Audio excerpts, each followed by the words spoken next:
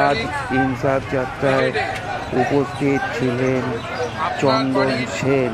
আপনার পরিবারের সমস্ত মানুষের যদি নিরাপত্তা চান, ভবিষ্যৎ চান, তাহলে আগামী 7 তারিখ আপনারা ব্রিগেডে আসুন।